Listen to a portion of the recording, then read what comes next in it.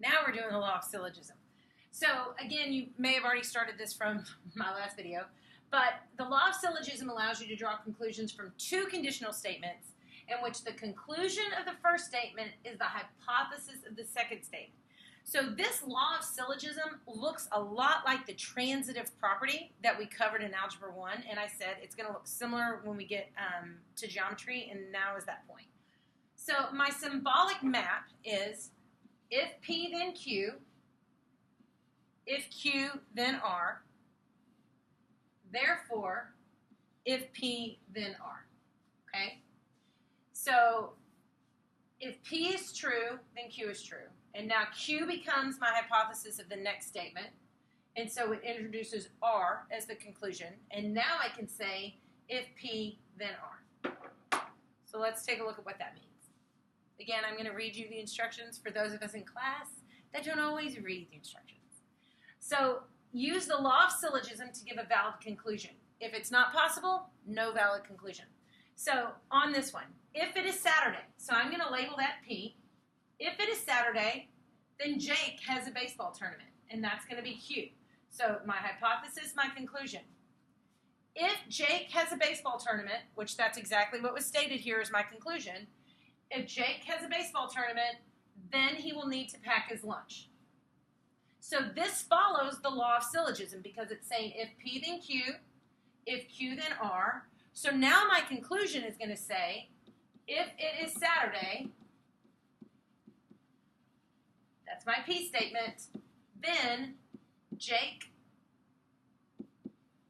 will need to pack his lunch. Okay, so that follows my map. If P then Q, if Q then R, then I can automatically jump from P to R because this middleman kind of cancels out. All right, let's take a look at another one. Still doesn't work. All right.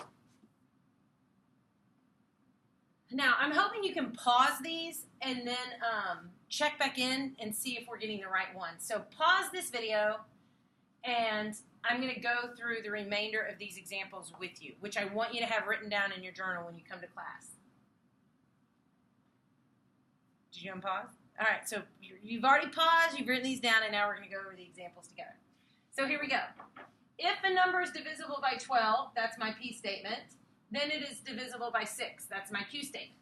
If a number is divisible by 6, then it is divisible by 3. That fits the pattern. So now my conclusion is if a number is divisible by 12, then it is divisible by 3.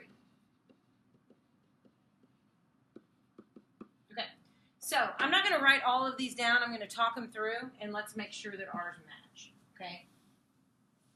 All right, and because I can't erase it anyway here. All right, so number 8. If a quadrilateral is a square, then it is a rectangle. If a quadrilateral is a rectangle, then it has 4 right. Oh, whoa, way off on my letters there. So if P, then Q, then it is a rectangle Q. It has 4 right angles. So my conclusion is if a quadrilateral is a square, then it has 4 right angles. All right, look at number 9.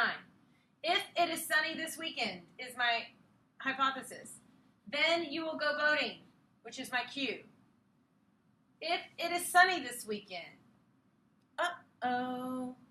this needs to be a Q statement. This is not a Q statement, so automatically, not valid conclusion. This statement would need to read, if I go boating, then I will wear shorts. So this is just repeating my P statement, and it doesn't match up. So there is no valid conclusion for number 9. Number 10. If you shop at Target, you will use your red card. If you do not use your Target red card, which is not Q, then you will get 5% off. That is not a valid conclusion because this is negating your statement. Okay, somebody's at the door, so I got to stop this video, and we'll see what you got for number 11.